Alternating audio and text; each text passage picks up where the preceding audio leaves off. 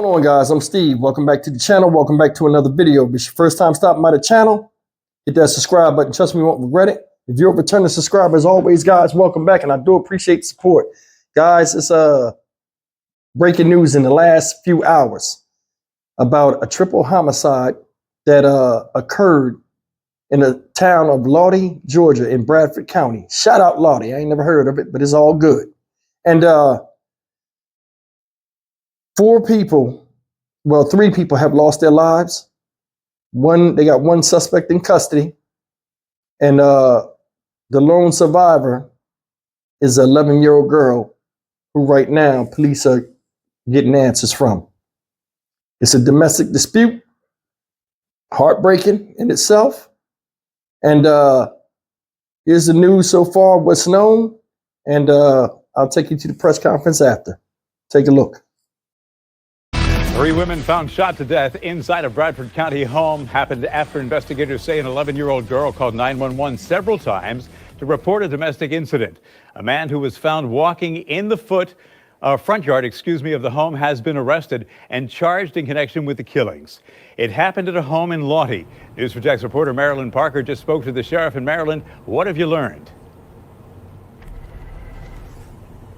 Well, the sheriff told us that 11-year-old girl is here inside the sheriff's office right now. She's surrounded by people who care about what happens to her next. DCF is also here. They're trying to find a family member who can take custody. This has just been an awful situation for this entire community. But I want you to listen to how the sheriff describes this 11-year-old girl. Are there any words to describe how this little girl is inside here right now? I mean, what is she saying? Let me tell you, she's a strong little young lady. To be what she's encountered. I've spoke with her personally. She's gone through the medical part of it. She's went through the child protection team part of it. She's done all the things, and she's so resilient. But at the end of the day, what long-term effect does this have on this child? And now being taken out of her environment where she knew, and she's going to be placed, even though she was with family and loved ones, it's still a change. This emotional situation she's been placed, this very traumatic incident, we don't know.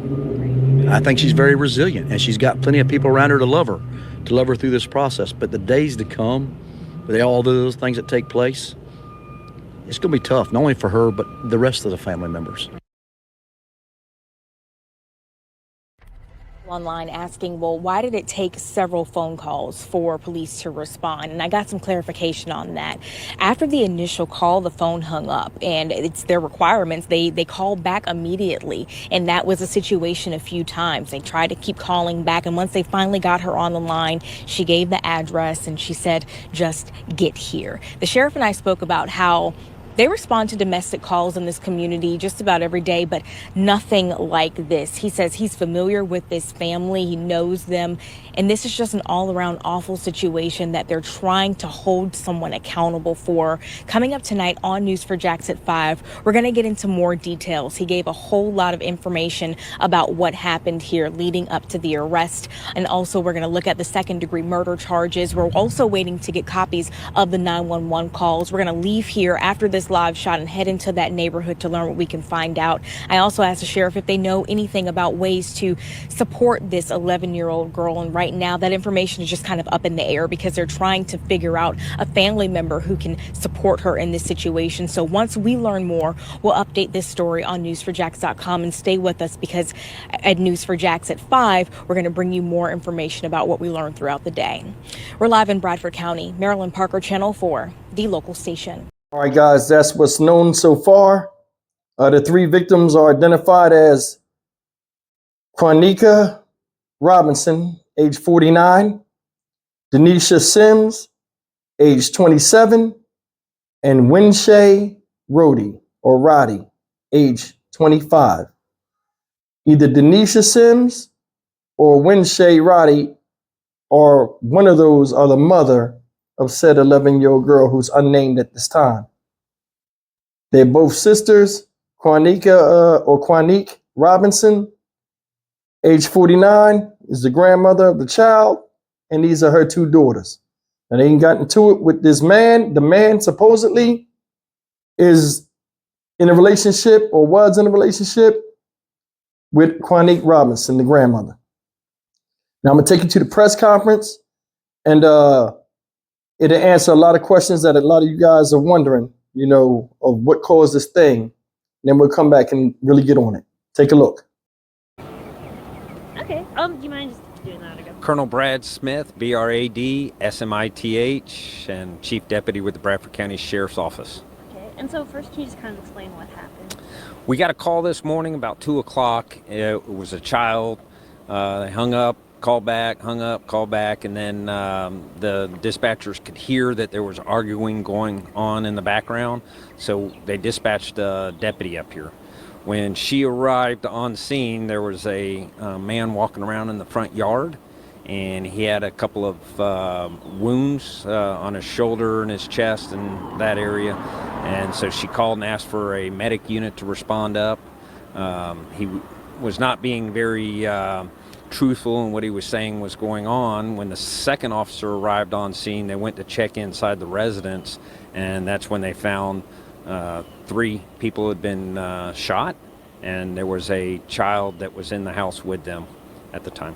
And can you explain about the people too, who they were? Yeah, it turned out that the man that was outside, that is in custody now, he has had a long-standing relationship with the older female that was found dead, and then her 2 adult daughters were in the house with her in the same room, and they had both been shot and killed. And then the 11-year-old child that was in there was the granddaughter, and the 2 adult women that were in there was the aunt and the mother of that child. And I guess before getting into that, what kind of, you said that he had wounds. What kind of wounds are we talking about? And then what statements did he make?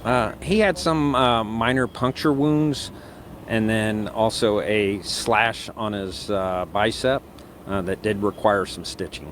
Okay. What was he saying that you said you guys didn't think was truthful? Well, he was saying that they were having an argument, and that one of the females started attacking him with a knife, and then that's when he shot them. But then further investigation and conversation with him, the story had changed quite a bit to where he had actually pursued them into the room that they were found dead in. And is there a weapon, a murder weapon found? Yeah, we do have what we believe is the murder weapon in our possession. There was multiple other weapons and quite a bit of ammunition that was found on the premises, and we're recovering all that once the crime scene's been properly marked and identified with the assistance of the FDLE's crime scene unit.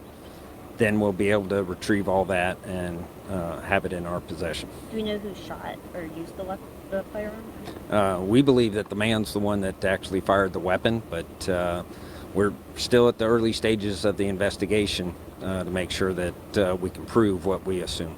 That's the sad story out of Lawtey, Georgia. And those are the particulars that's known. Supposedly they got into some type of argument.